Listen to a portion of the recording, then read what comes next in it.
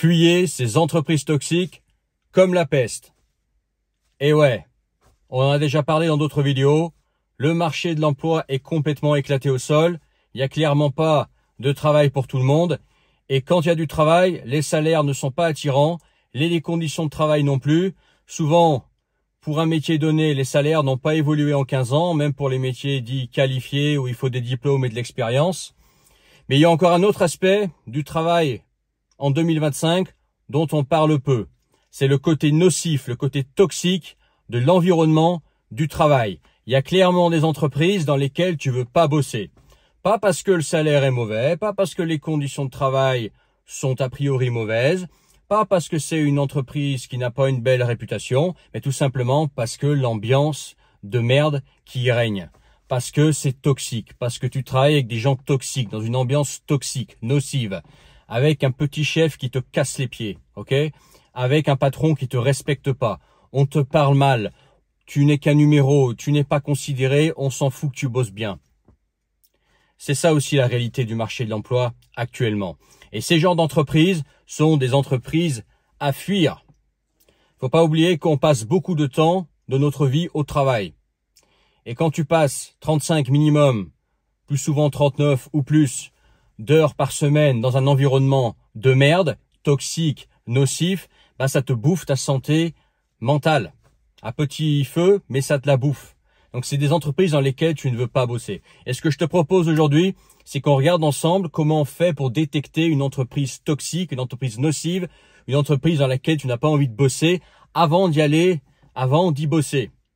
Pendant l'entretien d'embauche, avant de signer un contrat avec eux, etc. Ok ? Bien évidemment, ce que je vais dire ici, c'est pas infaillible. Tu as des gens dans les entreprises qui sont très bons pour baratiner, t'embobiner, te vendre du rêve. Et une fois que tu es en entreprise, tu te rends compte que tu t'es fait couillonner. Mais voilà, on peut essayer de limiter le risque au maximum. Si toi, tu veux participer à ce que je vais dire, je vais donner quelques points et que toi, tu penses qu'il y en a d'autres qui aident à ne pas faire embaucher par une entreprise toxique dans laquelle tu n'as surtout pas envie de bosser, n'hésite pas à partager ça en commentaire. Bon, la première chose que je vois, c'est l'idéal. C'est pas facile, mais c'est l'idéal. C'est récupérer, en fait, avoir de l'information des anciens salariés. Des salariés qui ont travaillé dans cette boîte ou qui y travaillent actuellement. Soit forcément des potes, des gens que tu connais, soit des gens de ton réseau, des anciens collègues, etc. Et essayer de récupérer, savoir si ça vaut le coup de bosser dans cette boîte-là. Qu'est-ce que t'en penses? Tu demandes à ce mec, qu'est-ce que t'en penses de cette boîte-là, toi qui as travaillé? Est-ce que ça vaut le coup d'y bosser? Et il va te le dire. Moi, c'est ce que j'ai fait, par exemple, au mois de février. J'avais un doute, au mois de mars, je sais plus. J'avais un doute sur une boîte et je pensais avoir loupé une opportunité avec cette boîte, etc. Et pendant l'entretien, on m'avait expliqué qu'ils avaient viré quelqu'un avant moi qui faisait pas l'affaire pour des raisons que moi j'ai trouvé assez farfelues. Ok. Après, je connais pas tous les détails. Et ce que j'ai fait, c'est que je me suis pas gêné. J'ai contacté le mec qui s'est fait virer, que moi je devais remplacer, et je lui ai demandé clairement, voilà, qu'est-ce qu'il en est de cette boîte-là? Il m'a dit c'est une boîte pourrie. Ils sont complètement à l'ouest sur l'export. Ok, tu vas récupérer des miettes. Si tu ne travailles pas avec eux, tant mieux pour toi. Voilà ce qu'il m'a dit. Bon, déjà ça c'est un mauvais signe. Ok. Autre chose, tu sais que sur Internet, tu as des sites Internet qui permettent de recenser la vie des anciens salariés. Je pense notamment à Glassdoor, mais il y en a d'autres. Googlez un petit peu la boîte, voir ce que les anciens salariés disent de la boîte. Si les anciens salariés coupent la boîte en rondelles sur Internet et qu'il y a beaucoup d'avis négatifs sur les anciens salariés et que d'après leur façon de d'écrire, etc., leur grammaire, ça a l'air d'être des gens d'un certain niveau, bon, c'est probablement une boîte dans laquelle il faut pas travailler. Parce que une boîte dans laquelle tu as envie de bosser, en fait, ne perd pas ses salariés. Je dirais même plus que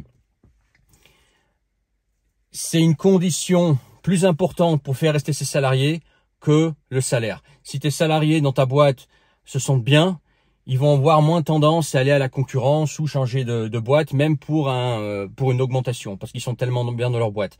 Quand il y a beaucoup de changements dans la boîte, que souvent le personnel change et que le personnel casse du sucre sur la boîte, sur Internet, souvent, c'est très mauvais signe. Donc ça, c'est la première chose. Récupérer des anciens avis, enfin des avis d'anciens salariés. C'est pas toujours évident à voir, notamment quand c'est une boîte dans un secteur que tu ne connais pas, que tu n'as pas de raison en lien avec cette boîte-là, mais ça vaut de l'or. Autre chose pour détecter une boîte toxique, une boîte dans laquelle tu n'as pas envie de travailler, en fait, c'est la façon de communiquer pendant l'entretien téléphonique que tu peux avoir avec eux, l'entretien d'embauche, la façon de communiquer par mail. Autre chose, est-ce que cette boîte tient ses promesses? S'ils te donnent un délai pendant l'entretien d'embauche, etc., est-ce qu'ils tiennent ce délai? Ou est-ce qu'ils ne le tiennent pas? Est-ce qu'ils tiennent leur parole? Est-ce qu'ils tiennent pas leur parole? Tu vois, s'ils te disent par exemple, ouais, écoute, on aimerait bien que tu viennes au siège pour rencontrer l'équipe, quelque chose qui est tout à fait normal. On te rembourse tes frais pour venir, comme ça, voilà, tu n'as pas de frais. C'est toi nous on prend en charge tes frais, et toi tu te déplaces. Si la boîte derrière te rembourse pas tes frais ou est très lente à rembourser les frais ou il faut faire des pieds et des mains pour faire rembourser tes frais, des trucs élémentaires, c'est que c'est une grosse boîte de merde. Ça veut dire que le jour où tu as des notes de frais, ça va prendre du retard. C'est une boîte qui va probablement te payer en retard. C'est une boîte qui n'est pas forcément en bonne santé financière. Bref, une boîte avec du personnel qui tient pas sa parole, qui a un processus de recrutement vachement flou avec des trucs qu'on essaye, voilà, on essaye de tirer un petit peu sur tous les côtés, sur les délais, etc. Tu vois, bref, que tu vois que c'est le bordel, c'est une boîte de merde. C'est que quand tu vas travailler dedans, ce sera pire, ce sera encore plus désorganisé. Il y aura encore plus de paroles non tenues. Et quand il s'agit d'argent, bah, probablement ton salaire sera pas payé à l'heure. Et on te remboursera pas tes frais si tu fais des frais par exemple. Donc tu veux pas travailler dans cette boîte de merde. Donc est-ce qu'ils tiennent leur parole? Est-ce qu'ils tiennent leur délai? Est-ce qu'ils font bien tout ce qu'ils te promettent de faire? Et puis aussi tout simplement la façon de communiquer. Clairement, si pendant les entretiens d'embauche, on te manque de respect, ou on te propose on te pose des questions, pas irrespectueuses, mais dignes, d'un père qui parle à un enfant, genre ouais, chez nous il faut bosser, hein. Ouais, merci, hein, je sais qu'il faut bosser quand on travaille, hein. Quand on travaille quelque part, on bosse, c'est normal. Quand on pose des questions comme ça, en général, c'est mauvais signe et que c'est une bonne boîte de merde dans laquelle il faut surtout pas travailler. Ok? Autre truc, ça rejoint un petit peu ce que je disais tout à l'heure, mais je vais rentrer plus en détail. Est-ce que cette boîte change souvent de personnel? Est-ce que tu peux voir si, n'hésite pas à fouiller sur Internet, sur LinkedIn par exemple si tu y es, etc. Voir un petit peu l'ancienneté des gens dans cette boîte. Si dans l'équipe, il y a que des personnes qui ont moins de 3 ans d'expérience dans l'équipe, c'est pas bon signe. C'est pas bon signe, c'est soit que régulièrement il y a du personnel qui se barre parce qu'il y a une ambiance de merde, parce que tu es maltraité, etc. Ou soit parce que c'est une boîte instable qui a viré tout le monde et qui n'arrive pas à faire du chiffre et qui maintenant se reconstitue une équipe, voir si c'est l'équipe le problème et qui va revirer l'équipe après, et que bah finalement c'est une boîte dans laquelle tu es toujours dans le stress d'être viré, d'être racheté, etc. C'est pas une boîte où il y a un environnement sain dans lequel tu as envie de bosser. Mais en tout cas, le turnover, le fait que le personnel change rapidement, change beaucoup, que ça tourne beaucoup dans la boîte, c'est un drapeau rouge et un signe comme quoi il y a quelque chose qui va pas avec la boîte. Soit un management toxique, un patron toxique, une ambiance de merde ou une mauvaise santé financière de la boîte. Ok. Alors la santé financière, c'est pas toujours évident de savoir où est-ce que ça en est, mais tu peux regarder sur Internet, voir si ça parle pas de cette boîte-là comme ayant des difficultés financières. Bon, ça m'est arrivé de googler une boîte et trouver que la boîte était en difficulté financière, qu'elle perdait de l'argent, ou qu'elle venait de licencier massivement des salariés en grand nombre parce que la boîte va mal, parce qu'elle vend plus, parce qu'elle a perdu un marché, etc. Et une boîte qui est en mauvaise santé financière, ça peut être un calcul à faire. Soit tu montes dans une boîte qui a une mauvaise santé financière, tu travailles 1 an ou 2 avec, elle te vire, derrière tu as le chômage, donc voilà, finalement tu as entre guillemets gagné. Soit voilà, tu veux un boulot stable et tu as envie juste d'avoir un emploi stable, etc. et te projeter à long terme avec cette boîte-là, bah, il faut mieux pas se mettre dans une boîte qui a des problèmes de santé financière, ok, qui gagne pas d'argent, qui est bancale. Autre chose pour détecter les salaires, tu la verras pas forcément venir.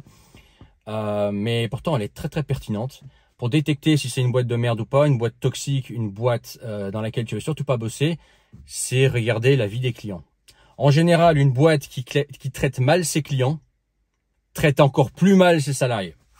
S'il y a souvent des avis négatifs sur cette boîte. Alors, tu vas sur toutes les boîtes du monde, même les meilleures boîtes, tu vas trouver des avis négatifs. Tu as toujours des clients pas contents, soit de façon légitime parce que la boîte a fait une erreur, ça peut arriver. Dans tous les business, il y a des clients pas contents. Donc, si tu vois des clients pas contents, j'avais envie de te dire, c'est normal. Mais après, il y a clients pas contents et pas contents. Quand ça devient une marée de clients pas contents, et notamment quand les clients te racontent leur expérience, et que vraiment, tu te rends compte que la boîte, c'est des charlots qui savent pas, qui respectent pas leurs clients, qui font n'importe quoi, qui font du travail de merde, etc. Là, ça commence à puer, ok? Il y a la différence entre 1, 2, 3 avis négatifs parce que la boîte a fait une erreur, parce que il y a une livraison qui était un peu plus longue que prévu. Ça peut arriver dans toutes les boîtes, c'est normal, ça arrive. Puis tu as des clients aussi chiants, tu as des clients cons aussi, hein. Tu as des clients qui veulent le beurre, l'argent du beurre et le cul de la crinière. Il y a des clients aussi très pénibles. Mais quand ça commence à devenir beaucoup et quand les clients prennent le temps de détailler, que tu vois que la grammaire, la syntaxe utilisée par le client est d'un bon niveau, donc t'as pas, n'a pas juste à faire un petit hater branquignol qui veut juste déverser sa haine, non, quelqu'un de sérieux qui raconte en détail sur Internet sa mauvaise expérience, que là ça commence à puer, notamment quand ça devient récurrent. Et en général, une boîte qui traite mal ses clients, c'est une boîte qui est toxique, qui comporte notamment des salariés qui sont pas contents. Et quand les salariés sont pas contents, quand les salariés ne se sentent pas bien dans cette boîte, qu'est-ce qu'ils ont tendance à faire? Ils ont tendance à s'en battre les reins, hein, et à faire du travail de merde. Parce qu'ils sont pas considérés, donc ils s'en foutent du boulot, donc on fait du travail de merde. Et quand c'est du travail de merde, forcément, qui c'est qui chope, qui c'est qui prend à la fin? Malheureusement, c'est le client. Tu vois. Donc les deux sont liés. Mauvaise expérience client, c'est souvent mauvaise expérience employée dans la boîte, c'est même souvent pire. Donc voilà quelques moyens de détecter ces entreprises toxiques dans lesquelles tu n'as surtout pas envie de bosser, pas parce que le salaire ou les conditions de travail, c'est juste parce que t'as pas envie de bosser pour l'ambiance, pour la façon d'être traité, le côté toxique, les ragots, les coups bas, tout ça, quoi. T'as pas envie de bosser dans ces boîtes-là. Si tu veux en rajouter, fais le savoir en commentaire. Partage cette vidéo, je pense qu'elle est importante et mets ton pouce si tu l'as aimé, n'oublie pas de t'abonner. Et dans la description, le premier lien, tu peux rejoindre mes contacts privés, le canal Telegram et recevoir tous mes messages. Et également, si tu veux qu'on se parle, toi et moi, en tête à tête, qu'on se bloque un créneau pour se parler, s'appeler, on peut le faire. Tu cliques sur le premier lien dans la description, tu t'inscris et tu réserves, et on réserve un créneau ensemble. Et puis, tu pourrais me dire, ouais, bon, c'est une vidéo un peu négative, qu'est-ce que tu proposes comme alternative? J'en ai déjà parlé dans d'autres vidéos, rapidement. Ce que tu peux faire, c'est monter ton propre business. Moi, c'est ce que je fais, ok? Ou tout simplement te réorienter ou tout simplement te reconvertir dans un secteur qui est peut-être tellement porteur que, au contraire, les boîtes font tout pour chouchouter les salariés et qu'il y a une bonne ambiance. Donc, soit te reconvertir là où il y a de la demande, là où tu es chouchouté, soit monter ta boîte, soit monter les deux en fait. Te reconvertir et monter ta boîte dans un domaine porteur. Ça peut aussi être une solution, soit avoir un business et être salarié à côté. C'est pas parce que tu as un business que tu peux pas être salarié à côté, et inversement. Tu peux aussi très bien avoir les deux pour augmenter tes revenus et ta stabilité grâce à un boulot stable et un business à côté qui crache du cash. Voilà rapidement quelques alternatives auxquelles je pense qui mériteraient d'être redéveloppées dans d'autres vidéos. En tout cas, c'est tout pour aujourd'hui.